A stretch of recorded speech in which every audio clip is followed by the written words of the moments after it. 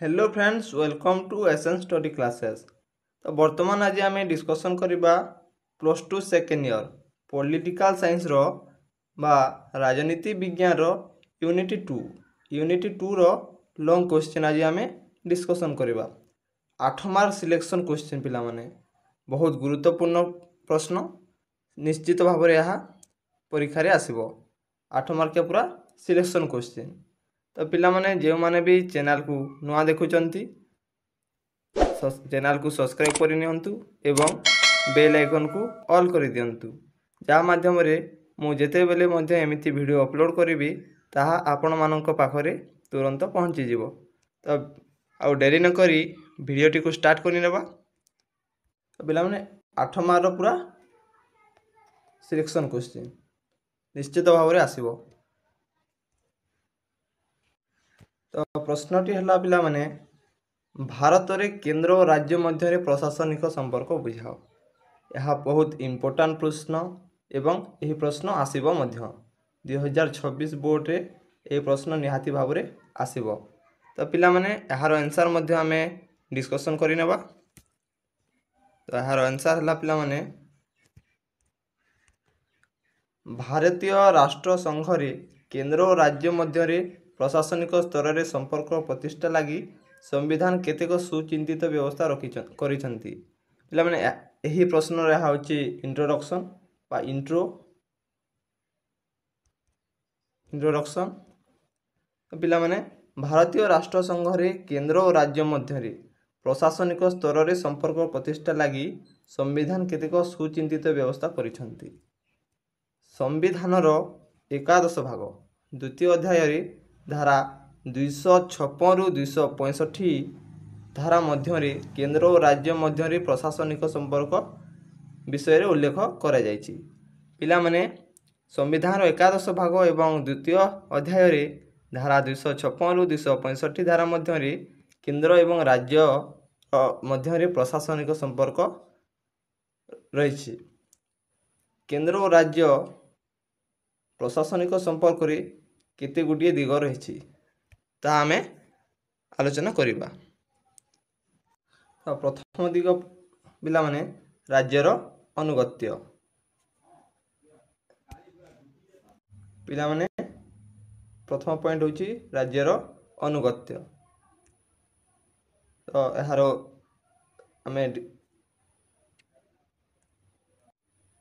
आमे व्याख्या करिबा। तो संविधान 256 धारा अनुसार केंद्र सरकार राज्य मानक ऊपर केतेक नियंत्रण जारी रखिछंती। तो पिला माने संविधान 256 धारा अनुसार केंद्र सरकार राज्य मानक ऊपर केतेक नियंत्रण जारी रखिछंती। राज्य शासन प्रणाली केंद्रीय शासन ऊपर कौनसी प्रतिबंधक सृष्टि करि पारिबो नहीं। पिला माने राज्य शासन प्रणाली बा राज्य शासन केंद्रीय शासन ऊपर कौनसी प्रतिबंधक बा बाधा सृष्टि करि पारिबो नहीं। केंद्रीय संपत्तिर सुरक्षा निमंते केंद्रर संपत्तिर सुरक्षा निमंते केंद्र सरकार पुलिस रो मूल्यांकन पिला माने पुलिस जोगाई करि पारिबे। तो केंद्रर संपत्तिर सुरक्षा निमंते केंद्र सरकार पुलिस जोगाई पारिबे। राज्य शासन सर्वदा केंद्रीय शासन प्रति अनुगत्य प्रकाश करिबो। तो पिला माने राज्य शासन बा राज्य शासन केंद्रर शासन प्रति अनुगत्य प्रकाश करिबो। तो नेक्स्ट 2 नंबर पिला माने प्रशासनिक संघर्ष एड़ाइबा। तो संविधान 257 धारा अनुसार केंद्र सरकार और राज्य सरकार मध्य कौनसी प्रशासनिक विवाद सृष्टि न हेबा पई उल्लेख अछि। तो पिला माने संविधान 257 धारा अनुसार केंद्र सरकार और राज्य सरकार मध्य कौनसी प्रशासनिक वाद विवाद सृष्टि न हेबा पई एही धारा रे उल्लेख अछि। 257 धारा रे प्रशासनिक क्षेत्र रे आवश्यक मूल्य केंद्र सरकार राज्य सरकार को पिला माने प्रशासनिक क्षेत्र रे आवश्यक हेले केंद्र सरकार राज्य सरकार को निर्देश मध्य देई पारिबे। केंद्र सरकार को प्रशासनिक क्षमता परिसर को संकुचित होला भली राज्य सरकार कौन सी कार्य करि पारिबे नहीं।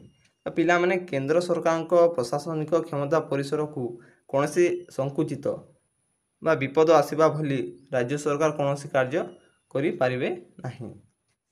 ତ ନେକ୍ସଟ 3 ନମ୍ବର ରାଜ୍ୟମାନଙ୍କୁ କେନ୍ଦ୍ରୀୟ କ୍ଷମତା ହସ୍ତାନ୍ତର। ପିଲାମାନେ 3 ନମ୍ବର ହେଉଛି ରାଜ୍ୟମାନଙ୍କୁ କେନ୍ଦ୍ରୀୟ କ୍ଷମତା ହସ୍ତାନ୍ତର। ତ ସମ୍ବିଧାନର ଧାରା 258 ଅନୁସାରେ ଜାତୀୟ ରାଜପଥ, ସମ୍ବାଦପତ୍ର ଆଦିର ରକ୍ଷଣାବେକ୍ଷଣ ନିମିତ୍ତ କେନ୍ଦ୍ର ସରକାର ରାଜ୍ୟ ସରକାର ଉପରେ କ୍ଷମତା ନ୍ୟସ୍ତ କରିପାରନ୍ତି। ତ ପିଲାମାନେ ସମ୍ବିଧାନର ଧାରା 258 ଅନୁସାରେ ଜାତୀୟ ରାଜପଥ, ସମ୍ବାଦପତ୍ର ଆଦିର ରକ୍ଷଣ କରବାର୍ ଲାଗିକି କେନ୍ଦ୍ର ସରକାର ରାଜ୍ୟ ସରକାରଙ୍କ ଉପରେ କ୍ଷମତା ଦେଇପାରନ୍ତି। ରାଜ୍ୟମାନେ ଏହାକୁ ମାନିବାକୁ ବାଧ୍ୟ। ତ ପିଲାମାନେ କେନ୍ଦ୍ର ଯେଉଁ କାର୍ଯ୍ୟ ଦେଇଥାଏ ରାଜ୍ୟ ତାହା ମାନିବାକୁ ବାଧ୍ୟ। ଅନେକ ସମୟରେ ଧାରା 258 କ ପିଲାମାନେ ଧାରାଗୁଡ଼ିକ ମନେ ରଖିବ। ଧାରା 258 କ ଅନୁସାରେ ଅନ୍ତଃରାଜ୍ୟ ବିକ୍ରିକର ନିମିତ୍ତ ରାଜ୍ୟପାଳ କେନ୍ଦ୍ରର ଅନୁମତି ସହ କେନ୍ଦ୍ରୀୟ କର୍ମଚାରୀମାନଙ୍କୁ କ୍ଷମତା ପ୍ରଦାନ କରିଥାନ୍ତି। ତ ପିଲାମାନେ 258 ଧାରା ଅନୁସାରେ ଅନ୍ତଃରାଜ୍ୟ ବିକ୍ରିକର ନିମିତ୍ତ ରାଜ୍ୟପାଳ କେନ୍ଦ୍ର ସରକାରଙ୍କ ଅନୁମତି ନେଇକି କେନ୍ଦ୍ରୀୟ କେନ୍ଦ୍ରର କର୍ମଚାରୀମାନଙ୍କୁ କ୍ଷମତା ପ୍ରଦାନ କରନ୍ତି। କିଏ ପିଲାମାନେ? ରାଜ୍ୟପାଳ।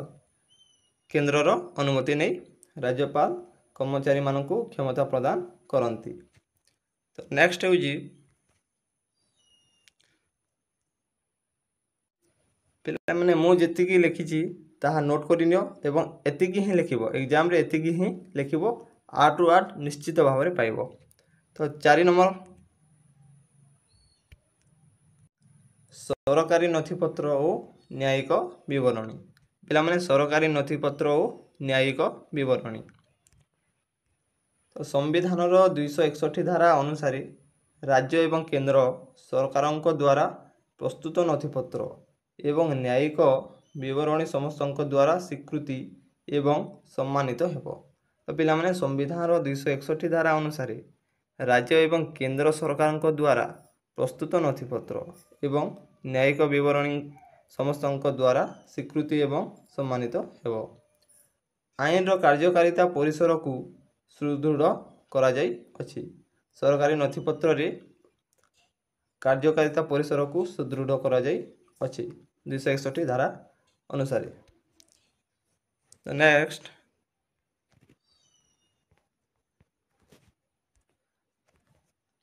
5 ନମ୍ବର ଅନ୍ତଃରାଜ୍ୟ ନଦୀ ଜଳ ବଣ୍ଟନ। ପିଲାମାନେ ଅନ୍ତଃରାଜ୍ୟ ନଦୀ ଜଳ ବଣ୍ଟନ।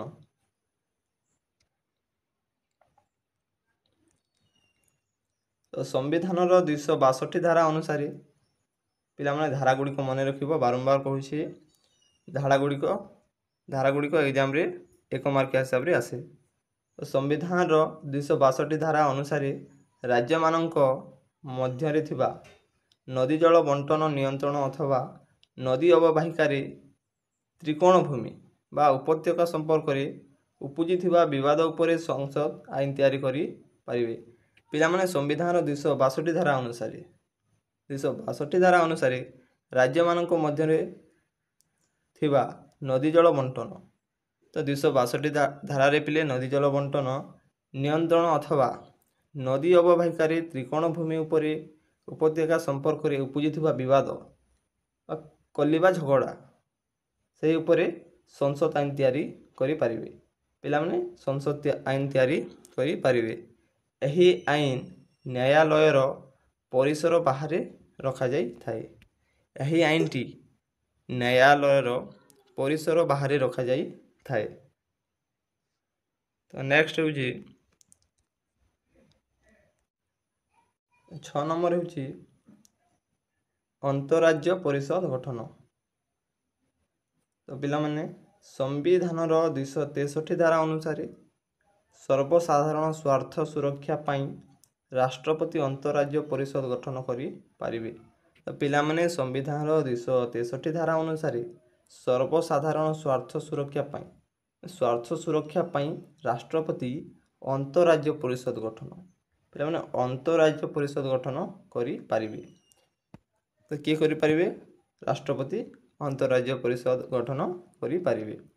ତ ଅନ୍ତଃରାଜ୍ୟ ପରିଷଦ ରାଜ୍ୟ ଓ ରାଜ୍ୟ ମଧ୍ୟରେ ଉପୁଜୁଥିବା ସଂଘର୍ଷ ଏବଂ କେନ୍ଦ୍ର ଓ ରାଜ୍ୟ ମଧ୍ୟରେ ଯେକୌଣସି ବିବାଦ ସମ୍ପର୍କରେ ଅନୁସନ୍ଧାନ କରି ଏଥିସକାଶେ ଉଚିତ ପରାମର୍ଶ ଦେବା ପାଇଁ ଅନ୍ତଃରାଜ୍ୟ ପରିଷଦ ଗଠନ ହୋଇଥାଏ।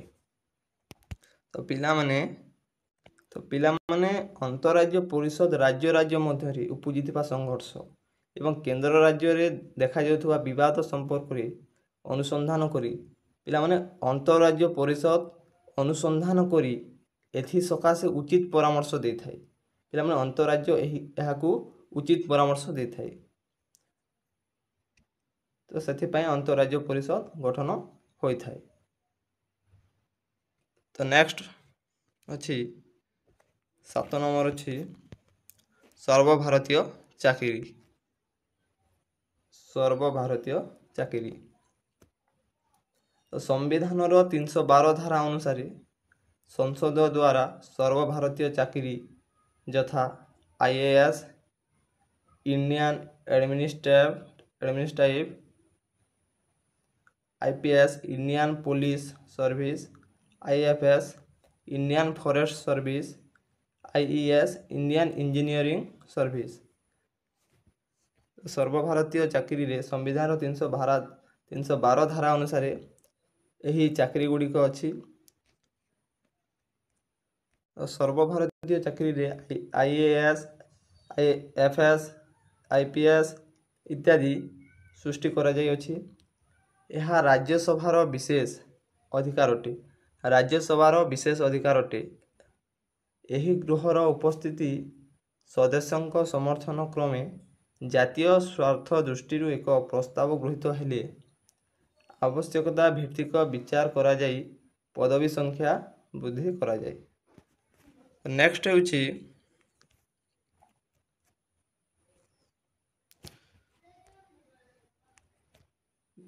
8 ନମ୍ବର ଜରୁରୀ ପରିସ୍ଥିତି। ତ ପିଲାମାନେ ରାଜ୍ୟରେ ସାମ୍ବିଧାନିକ ବ୍ୟବସ୍ଥା ଭୁଷୁଡ଼ି ପଡ଼ିଲେ କିମ୍ବା ରାଜ୍ୟ କେନ୍ଦ୍ରର ନିର୍ଦ୍ଦେଶ ନ ମାନିଲେ, ତ ପିଲାମାନେ ରାଜ୍ୟର ସାମ୍ବିଧାନିକ ବ୍ୟବସ୍ଥା, ରାଜ୍ୟରେ ଯେଉଁ ସାମ୍ବିଧାନିକ ବ୍ୟବସ୍ଥା ରହିଛି ତାହା ଯଦି ଭୁଷୁଡ଼ି ପଡ଼ିଲେ କିମ୍ବା ରାଜ୍ୟ କେନ୍ଦ୍ରର ନିର୍ଦ୍ଦେଶ ଯଦି ନ ମାନିଲେ ସମ୍ବିଧାନର ଧାରା 356 ଅନୁସାରେ ସେହି ରାଜ୍ୟରେ ରାଷ୍ଟ୍ରପତି ଶାସନ ଜାରି ହୁଏ। ପିଲାମାନେ ରାଜ୍ୟ କେନ୍ଦ୍ରର ନିର୍ଦ୍ଦେଶ ଯଦି ନ ମାନେ ତାହେଲେ 356 ଧାରା ଅନୁସାରେ ସେହି ରାଜ୍ୟର ରାଷ୍ଟ୍ରପତି ଶାସନ ଜାରି ହୁଏ। ଏହାଦ୍ୱାରା ପାର୍ଲିଆମେଣ୍ଟ ରାଜ୍ୟ ପାଇଁ ଆଇନ ପ୍ରଣୟନ କରେ। ତ ଏଠାରେ ଆଇନ କିଏ ପ୍ରଣୟନ କରେ? ପିଲାମାନେ ଏଠାରେ ପାର୍ଲିଆମେଣ୍ଟ ରାଜ୍ୟ ପାଇଁ ଆଇନ ପ୍ରଣୟନ କରେ ଓ ବସ୍ତୁତଃ ରାଜ୍ୟରେ କେନ୍ଦ୍ରର ଶାସନ ଚାଲେ ଏବଂ ଏଠାରେ କେନ୍ଦ୍ରର ଶାସନ ମଧ୍ୟ ଚାଲେ। ତ ପିଲାମାନେ ଏତିକି ହିଁ 8ଟି ମଧ୍ୟ ଥିଲା, 8 ମାର୍କରେ 8ଟି ମଧ୍ୟ ଥିଲା। ଏତିକି ଲେଖିବ ନିଶ୍ଚିତ ଭାବରେ 8ରୁ 8 ନିଶ୍ଚିତ ଭାବରେ ପାଇବ, ନିହାତି ଭାବରେ 8 ମାର୍କ ପାଇବ। ଧନ୍ୟବାଦ।